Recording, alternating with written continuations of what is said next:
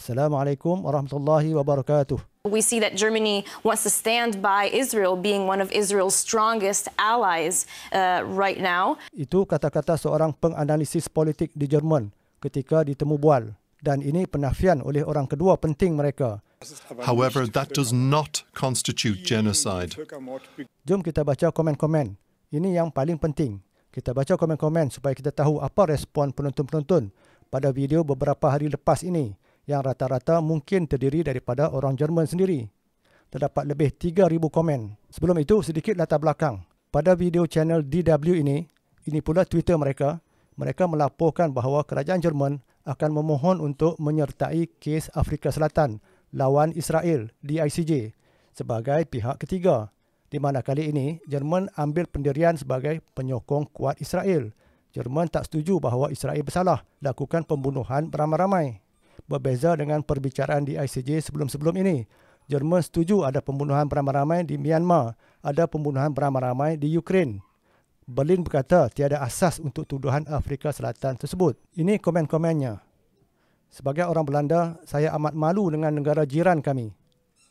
Jerman pertahankan Israel adalah melampaui batas. Wartawan DW yang dihormati, cubalah bersikap lebih kritis terhadap kerajaan anda sendiri. Terdapat kira-kira 6 juta sebab mengapa Jerman tidak sepatutnya berkata apa-apa mengenai pembunuhan beramai-ramai. Jerman nampaknya sentiasa mengemudi dengan keyakinan yang melampau ke sisi sejarah yang salah. Ketidakupayaannya untuk bertindak dengan cara yang tidak melampau adalah agak luar biasa. Baik, sebelum kita sambung, kita lihat apa Allah Subhanahu Wa Taala sebut dalam surah Al-Baqarah ayat 120. Dan orang-orang Yahudi dan Nasrani tidak akan rela kepadamu, iaitu Muhammad, sehingga engkau mengikuti agama mereka. Ayat ini jelas bahawa bukan Yahudi saja, tapi juga Nasrani. Kedua-duanya adalah musuh umat Islam sehingga hari kiamat. Hari ini terang, kita dapat lihat sikap-sikap mereka. Mereka bersatu untuk kalahkan Islam. Walaupun satu ketika dahulu, orang Kristian Eropah lah yang membunuh orang Yahudi. Halau orang Yahudi, tak lupa juga golongan munafik yang mereka ini ada dalam saf umat Islam. Mengaku Islam, tapi niat utama mereka adalah untuk hancurkan Islam dari dalam. Komen-komen seterusnya. Saya adalah seorang Jerman. Saya membaca 84 muka surat Afrika Selatan.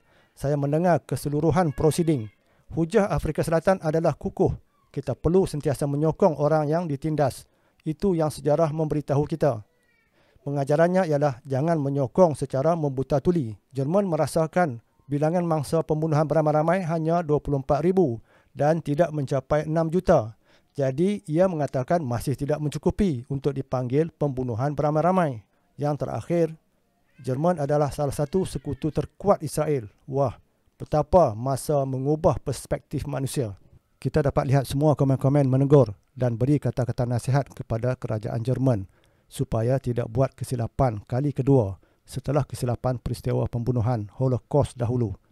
Nampaknya di mana-mana hari ini rakyat makin sedar dan jauh lebih bijaksana berbanding kerajaan yang memerintah, yang korup.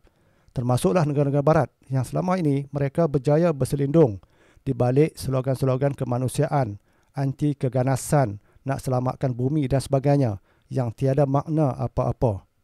Justru doa kita semua kepada penduduk Palestin yang menjadi mangsa kekejaman Yahudi, yang menganggap mereka adalah anak-anak Tuhan, kesesatan akidah yang paling dahsyat. Sekadar itu perkongsian kali ini. Assalamualaikum warahmatullahi wabarakatuh.